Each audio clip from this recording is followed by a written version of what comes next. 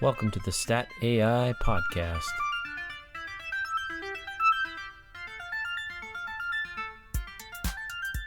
Welcome to the future of emergency medicine, a realm where artificial intelligence isn't just a buzzword, but a beacon of hope and a tool for transformation. I'm DJ Apakama. My co-host Ethan Abbott and I are both emergency physicians, and we have witnessed firsthand the burgeoning role of AI in our field. Our everyday experience grappling with healthcare disparities and social challenges have led us to a pivotal question. In the wave of AI applications, what changes are coming to emergency medicine, and will they be for the better? This podcast was born not just to ask these critical questions, but to seek out answers from the experts, to understand and to demystify the potential of AI in emergency medicine. We believe in bringing this conversation to the wider community to embrace AI as a tool for positive change. This podcast is our exploration of that future, a journey we invite you to join. So let's embark on this path together to learn, to question, and to envision a new era of emergency medicine enhanced by the power of AI.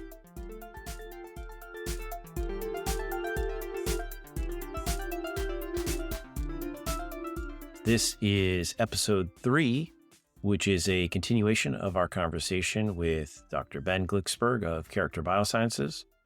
We hope you enjoy this very interesting conversation, and thanks so much for listening to the Stat AI podcast.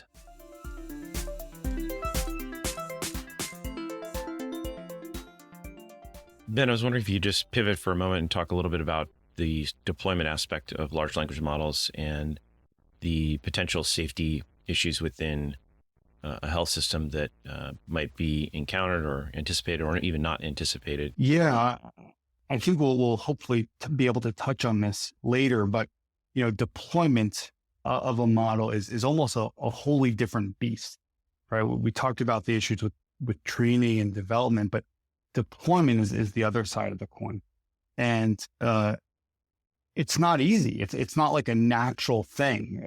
When we think about deployment, we have to think about safety. We have to think about regulation. We have to think about ethics and bias. But also we have to think about how we do it. In what fashion? When does the model get implemented?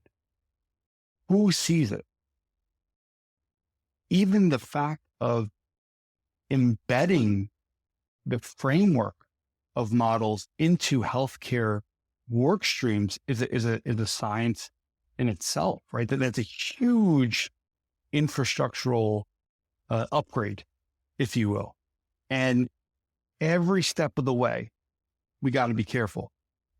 Things can go awry, and my goodness, if it's embedding something actually disrupts your workflow, your ability to care for patients, that's disastrous.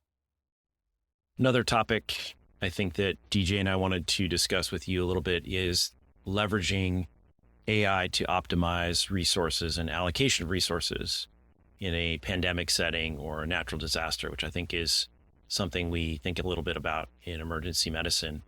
And specifically looking at how to incorporate all of these different data streams in this type of setting. Or even just readiness in general, right? I think that kind of surge in readiness preparation. I love this. This is a really important, fascinating, underexplored aspect of clinical AI. I think COVID brought to the spotlight, right? It really shortcutted, I would say, the natural flow of I guess, as a field, us thinking about this. And this is really interesting. When we do, or when I do a lot of data science research, I get kind of a sanitized version of things, right? I'm not seeing a patient with good reason like you are.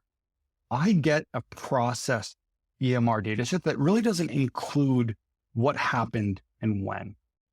A lot of these considerations are actually not visible to us. What resources are available? That's an important objective function that's really not provided with most data sets. If a model recommends that 6 incoming ER patients be hospitalized, but there are only 4 beds available, what do you do?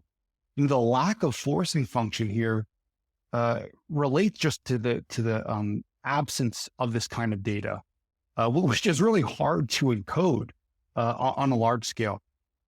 Other thing I want to bring up here is, we talked about logistics, timing. A lot of projects are about AI. How good are they at predicting a disease? But really, another idea is how efficiently they can make recommendation. As a thought experiment, if an AI model and a classic disease screening algorithm both have exactly the same performance, but the AI model provides the output 10 times faster, that's an important improvement. Or it can be used to reprioritize things on the fly. I really think the next era is going to be how well these models can facilitate the process holistically overall, how they can streamline given context, given resource constraints that the hospital operation folks have to consider. This is going to be hard to do. It's going to require infrastructural changes, new computational techniques, but I do think we're on the right track. Yeah, I think that is kind of, if we want to say, the next frontier, maybe the big next hype wave, will be kind of turning attention to these things and, seeing if not only just, large language models, but certainly their ability to integrate these kind of disparate data streams will help. But there's a lot of, I think, methods that can be brought to bear, and we'll see which one is the winner. But, I think one thing that you've mentioned a couple of times, and certainly is important for kind of the ethos that we want to build around here, around AI, not just, what is the fastest and sexiest model, but really thinking about kind of the changes on society, the implications, and really the ethics of all of these things. And so, what ethical considerations should be prioritized when we're deploying AI in emergency medicine to ensure that we are really keeping patient safety and equitable care kind of chiefly in mind? Yeah. That's underlying everything here. To make a very complicated subject matter overly simplified, I think it really just boils down to, does a model perform the same for people of all backgrounds? And can take this one step further. Most importantly, when the model is wrong, is it wrong across the board or specifically for individuals of one background? As a silly example, if a model has recorded 98% accuracy and 95% sensitivity, what if those 2% of inaccuracies and the 5% of patients that were missed, maybe they're all from one sociodemographic group? That's problematic. This is a huge problem. We need careful benchmarks. We need evaluations across slices of patient demographic combinations, at least to evaluate the problem. It's even more complicated than that. As you know better than me, there are also biases embedded into the tech. We know of issues of facial recognition, but even the huge finding that pulse oximeters don't work as well as people with darker skin. That's data that's being fed in. That's very problematic. I think one obvious issue is simply truly equitable representation. If there's not sufficient representation and fair representation of a certain group of groups to sufficiently evaluate, and more importantly, to learn from, these are how these issues come about. It's a bit of a tangent here, but there are ways that, as a whole, the field is being able to address this. Obviously, it would be ideal that all data across all hospitals would be combined and we can all learn from that together. But obviously that can't be done.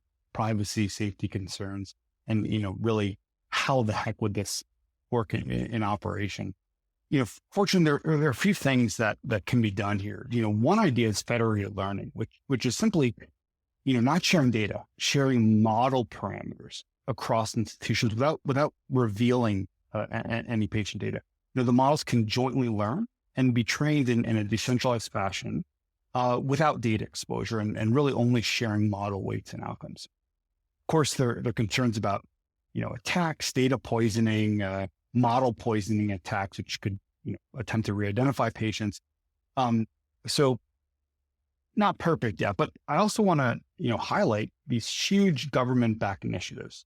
UK Biobank, resource, been around for a while, longitudinal health data, genetics for 500,000 UK patients. Gotta mention All of Us program, sponsored by the NIH, a resource of over 1 million patients with health and genetic data across the US, emphasizing diversity and representation.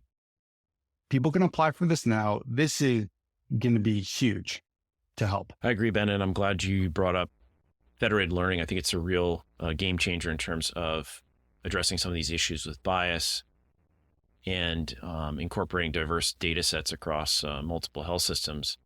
I wanted to transition to talking a little bit more about implementation of models and the challenges of going from something that's potentially theoretical to actual clinical application and some of the things that you think about in this area. Yeah, that's a great point. Go on Google Scholar, go on PubMed, type in AI plus medicine, hundreds of thousands of results, tens of thousands of models, countless clinical models been developed for decades, but only a small fraction of them are in the clinic. On one hand, that's good, right? Careful regulation, but on the other hand, it reflects a large need. I'm sure we'll touch on this more, but a few things that I just want to highlight. Most models will not work for all patients in all contexts. These concepts relate to stuff we talked about, bias, but also generalizability. For a model to be really safely and robustly deployed, it has to have, obviously adequate performance. It has to have generalizability to other environments and lack of bias. It's impossible to ensure all of these things, but let's think about a few principles.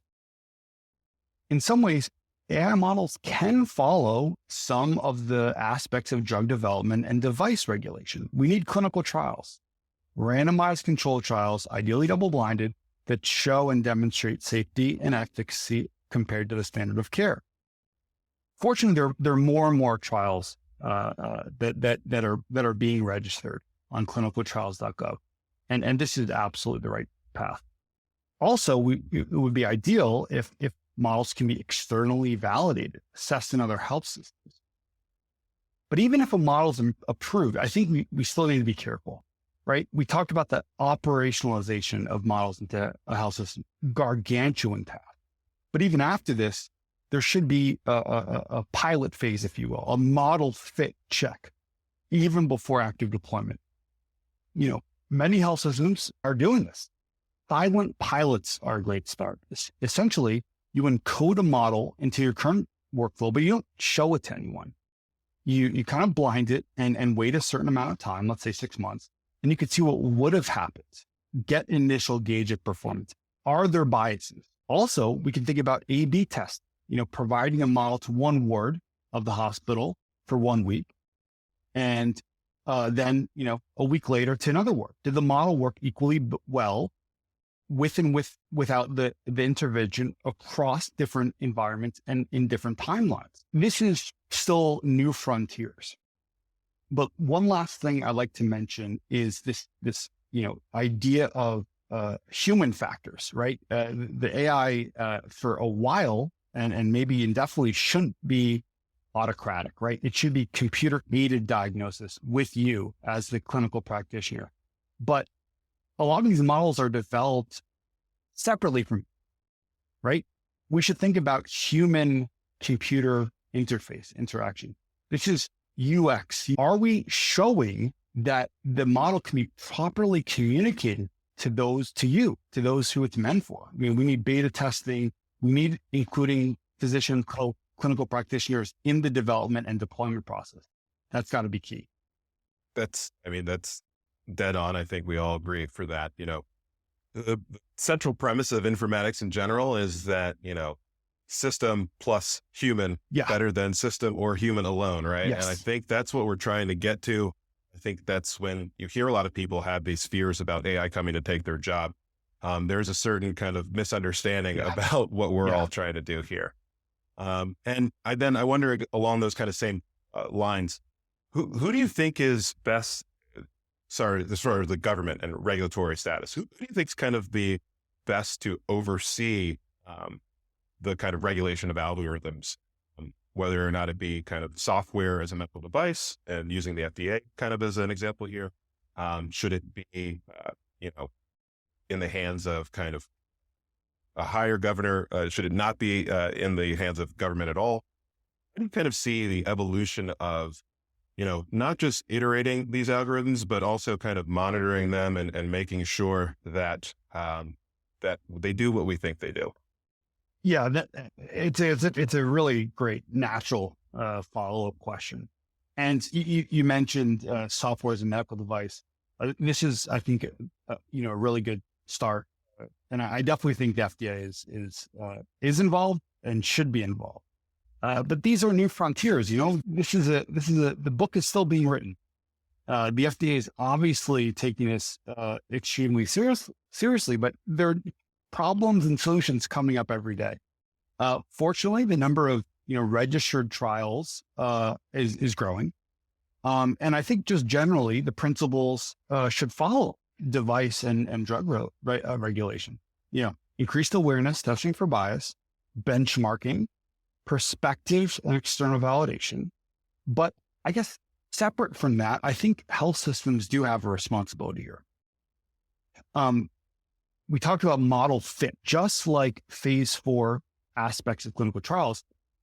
It shouldn't just be unleashed.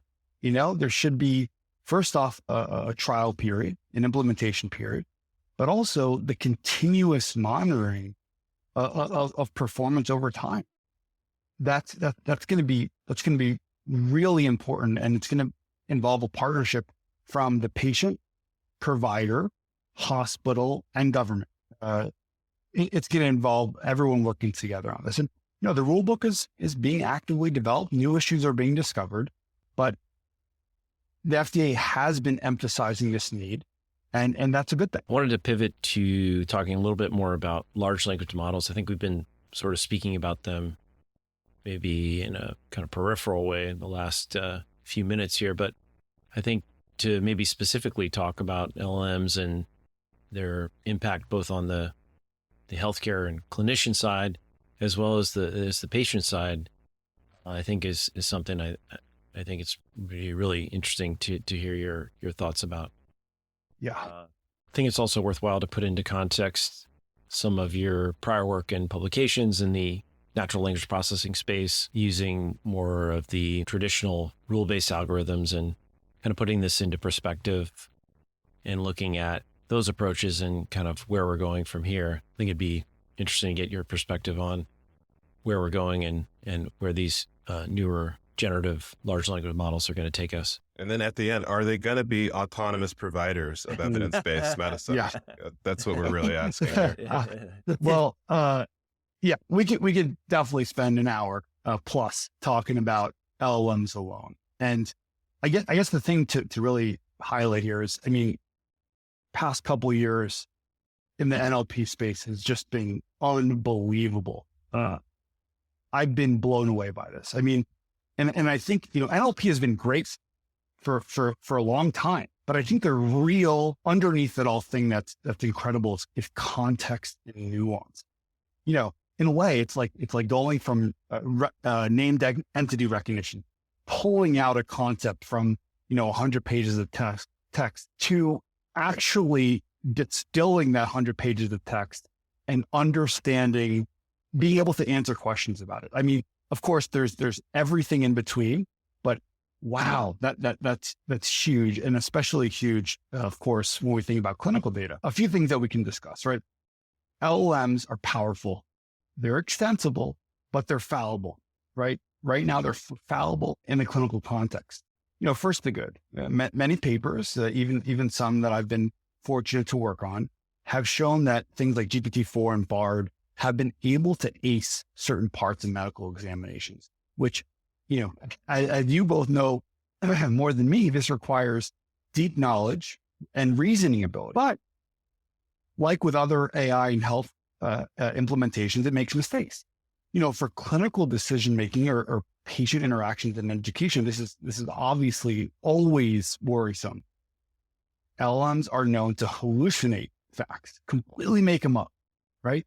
And I think it boils down to, it's a tricky thing to teach LLMs, at least now, when to know when they do not know, and how to effectively express that uncertainty to you as, or the patient as recipients of the utility of it. There's going to be several active areas of research that are going to help with this. But one thing I'm particularly excited about is we alluded to the multimodal LLMs. Can you imagine an LLM taking not only text, but audio, video, sounds, distilling all of those clinical cues from patient interactions to you?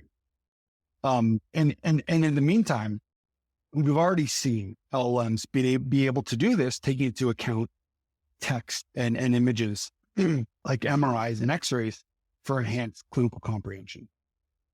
One thing we got to talk about, of course, is the RAG process, the retrieval augmented generation. This is really going to help and already has helped. Overall, it briefly just allows a model to be more attuned to a specific subfield or area rather than the entirety of human knowledge, right? That many of these are trained from. Furthermore, it also can allow to direct the model to internal knowledge bases that you can tell it, like, these are the more reliable sources of truth. Draw from these. And that does reduce many of the errors that come from the off-the-shelf model. Where else are we going? I'd like to further explore when LLMs are getting things wrong, when they hallucinate. A lot of it is gibberish, right? But from previous work in AI and healthcare, it could reflect maybe a label issue, maybe an underlying phenomenon that's going on in which the model can actually pick up on some clues that are not fully understood yet. Risk factors, and maybe these can lead to interesting digital biomarkers. DJ, you asked about acting as autonomous practitioners, and fortunately, I've been to be involved in a work by the great Akil Vaid at Mount Sinai, who was really, showing that the power of RAGs compared to this general GPT-4, and really showcasing how LLMs can start to teach itself, can start to orient itself to greater sources of truth. I think the paper really demonstrates that power. Now, am I to say that, suddenly doctors are taking out the equation?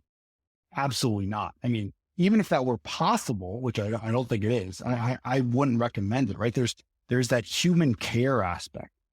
There's that, secondary evaluation that's always going to be invaluable, especially, considering me as a patient. I would always want that. Yeah. And the amazing and brilliant Akil Vaid, as you said, allowed me to kind of look at the emergency medicine kind of aspect of that paper. And, I was actually blown away. I know that RAG is pretty good, but to see it kind of reason its way through, we varied it. So an easy problem, it got without any real issues, but then to see its reasoning, even though the problem is that it may have not gotten it absolutely correct, to see where it went wrong and know why that happened, was really kind of a step towards addressing, the issues that you were talking about earlier, like how reliable, how fallible are these models? And then also, are they hallucinating? It really didn't seem that was such an issue with the RAG models. One thing that might still be an issue, even if we're talking, the most up-to-date RAG GPT-5 or 6 or 7 models, is privacy and security. Yeah. So how do you see LLMs kind of dealing with this issue? Obviously, there's a great deal of centralization right now. There's a great concern about what the models are intaking to kind of learn what they learn. And it doesn't seem like we've really, as the tech industry or society, has really found a way to kind of grapple with these several lawsuits running through kind of the court systems. So On one hand, there's the issue of how do we keep our data secure when we're giving to these LLMs, but also there's the issue of kind of training them and them applying them. Yeah, I mean, exactly right. And these issues are intimately linked, right? And this is with all clinical AI, right? This is not just with LLMs, but data leakage is disastrous. Someone copy and pastes a patient note to the OpenAI's web version, or even uses the API. There's always a chance data could seep out or open itself up to an attack. Especially with the Internet of Things, all these connected apps, all of your data, all of my data, all of our data is there in a way that it really hasn't been, decades before. And having all that information plus your medical data, that's a huge concern. I think there are a few things that the industry is moving towards, which are going to be really helpful. One of them is really fostering the safe and secure partnerships between companies and health systems. On one hand, there's building infrastructure internally behind firewalls, where models can be deployed safely and effectively without any external exposure. I also have to shout out this idea of open source LLMs, open source models. Meta really kicked this off, in my mind, with releasing Llama and now Llama 2. And now, maybe they're not always the most state of the art and not at the forefront of GPT-7, but these are powerful and they can be in full control of us, of the user. Health systems can now deploy a pre-trained model within their servers under their own governance. Furthermore, they can fine tune, we talked about RAGs, with their own records. And this space is growing. I mean, folks can go on Hugging Face and find pre-trained models of all varieties, specializing in certain areas or even contained within certain sizes that really fit bespoke deployment for specific infrastructure needs. As we get towards the end of our conversation, I wanted to talk a little bit about the ethics surrounding large language models. And specifically, I wanted to see your thoughts on how to think about deployment of models with considerations for ethics as well as equitable care for patients. Yeah, this is a huge area that I'll try to be brief on, but I'm sure should be really further explored. As we all know, models in healthcare contain biases. Some of these biases are subtle and insidious, and some of them are overt. Many times explicit biases, overt biases, like individuals of lower socioeconomic status having less access to equitable care, bleed into the data that are being collected and therefore can infect models built off them. This is a problem that underlies or should underlie all the operationalization in the emergency room and beyond. The real we talked about representation. Really, the challenge is, for the most part, models learn from what you give them, and it's hard for them to understand context that's missing. And this missingness can be informative and can cause multiple types of problems. That problem may relate to extensibility or ensuring that models built on one set of data will work for individuals in another care environment. We know these issues in the drug space, drugs and therapeutics not working equally for everyone. Briefly, I was involved in a very interesting paper where a colleague built models predicting bone fracture from X-rays. The model's really good at it. But the model can take not only the image, but the metadata from the health system process, such as the machine scan it was taken on. And when we look at feature importance, we saw that the model ranked as informative metadata. So the model utilized the machine in its decision making. And this could make sense. In a certain health system, in a hospital, if you as practicing doctors have different clinical suspicion scenarios, you may send the patient to a certain machine type. And this clinical informativeness bleeds into the decision. And this means that a model built on one system may not be extensible to the other. The other, of course, is personalized medicine. Certain factors like socioeconomic status clearly affect who goes to the health system, when, and for what reasons. In a simple scenario, individuals who are worse off economically may have not the same threshold for coming into the ER. Perhaps someone may be more reluctant to come in with maybe more of a lower tier amount of pain because they're worried about paying for it. Now the ensuing data that are collected, now is not apples to apples because different people came in under different circumstances, and this may bleed into the training and perpetuate the cycle. LLMs can and may circumvent some of these problems by understanding context, not only of their record and records of the hospital, but also the general knowledge of the space. And maybe encoding the understanding of bias itself into the model may help mediate these issues.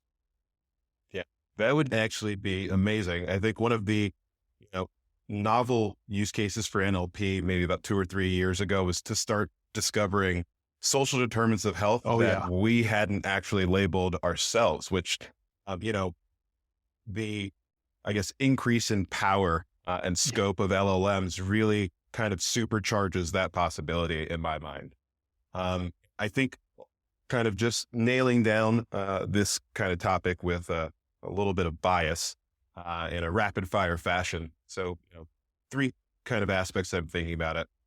Bias, as we've talked about multiple times here, can creep in at any point in time of developing a model. So whether it's coming from your data, when you're actually, designing the model, when you're actually going to go deploy the model, or when you're, putting it in kind of taking from the real world context. So any stage in development, you can get kind of bias creeping into your data or your model or the whole process. How do you think at the current stage, what are some of the techniques when you're doing research or when you're designing a model? What bias metrics are you using? What techniques are you using to counteract the bias?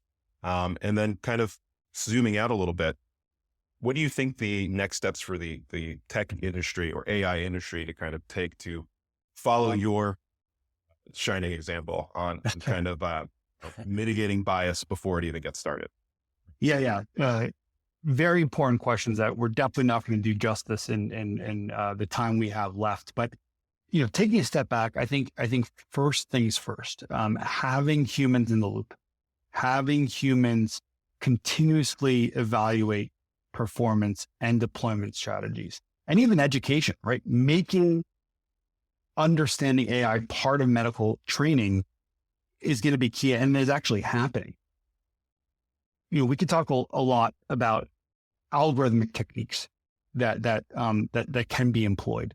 One of them, for instance, is ensuring as an objective function, instead of overall performance, equitable performance. So really stratifying patients into groups and making sure that there are no large differences between them, and really forcing the model to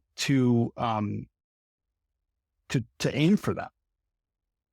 I also think, we talked about digital health. I think that that's going to be also really key. The things that are taken out of context, having watches with single lead ECGs. This is giving a raw view of the patient overall to you that is separate from when they come in, when the data is collected within the health system. Of course, access to those sensors and economic barriers to getting them is a problem, but providing more information to you, we talked about social determinants of health.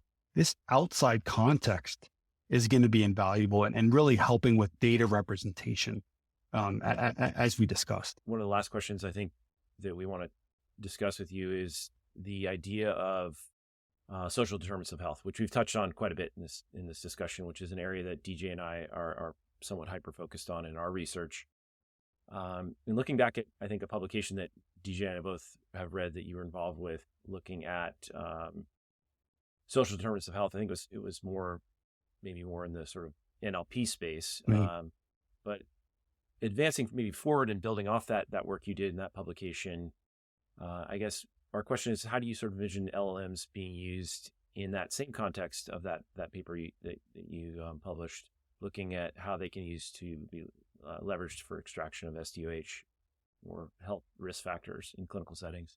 And we'll link to this paper in our show notes so that any of our viewers can actually go through it too and have the same gratifying experience we did. Excellent. Thank you. Yeah. I mean, you guys are experts at this, but, really as a data scientist, right? Not as a frontline physician like you are, I can only work with the data that I see, right? So I have to form a representation of a patient by the data that are collected. We saw and we talked about why this is problematic, but additionally from that, we know there are environmental and societal factors regarding patients' lives that are not even captured, not even from the front line that are crucial for acute treatment. We know circumstances like homelessness and social isolation contribute to disease burden and worse outcomes. Ideally, we should be able to understand the 360 view of the patient as much as possible. Now, of course, it's impossible to encode everything about a patient's life during a 15-minute onboarding into the ER, but we can do two things. Number one, we can work with what we have, right? We talked about NLP. The unstructured text and notes actually has really invaluable data. Some of the simplistic older NLP techniques can even take out key phrases like homelessness. But really, some of these things are hard to describe, right? And I do believe LLMs will get better at it. They are better at understanding nuance, context more broadly. And I think they'll do, a much better job of automating this unstructured to structured data process and really flush out these complex determinants of health in a much more robust way than the simplified rule-based ones.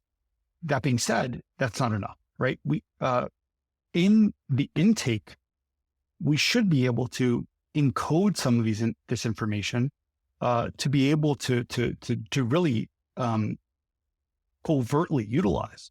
I also think that some of the embedded mHealth wearables, biosensors can also get at some of this. Of course, there are a lot of regulatory, privacy, security issues in that, but Apple can embed your health record through Fire in your phone. This integration of multiple views of social networks, even, I think can help provide this and distill it into valuable social determinants of health with a lot of regulation and safety on top of it. I couldn't agree more. I think that, as you said, kind of harkening back to when you were talking about the metadata and the model kind of including that, I think there is something such as kind of patient metadata, right, that we do not accurately capture when they come to their encounters in the hospital space. And it's no wonder that, when we look at, even if you're giving kind of the best therapeutic regimen, it can sometimes go awry in the wrong patient. And it's usually for these extra medical factors that we haven't really accounted for. So I think that was a fantastic blitz through the majority of the questions that we had. Ethan, what about you? Oh man, that was amazing, Ben. I really just appreciate your time and the way that you distilled down some of these topics in a way that just was really easy to understand. And I think, and very pragmatic too. And I think for our listeners, it's just will provide, I hope, tremendous insight into what's going on in this research area and its impacts on healthcare. So just a tremendous interview, and I really appreciate your time. Yeah, absolutely. Thank you so much for agreeing to join us. And we know we don't have a big following yet, but with guests like you, I think it's only a matter of time. So, well, thank you. Thank you to you both. Real pleasure. I wish we had another 2 hours to chat, but this was a true pleasure and really appreciate you both for inviting me. Great. Thanks so much, Ben. Thanks.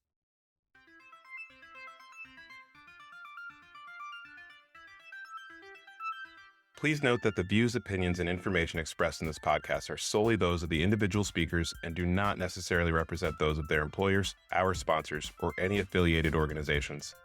The content provided is for informational and educational purposes and is not intended as medical advice. We encourage you to consult with qualified healthcare professionals for any medical concerns or treatment decisions. This podcast is not a substitute for professional medical advice, diagnosis, or treatment. Listener discretion is advised.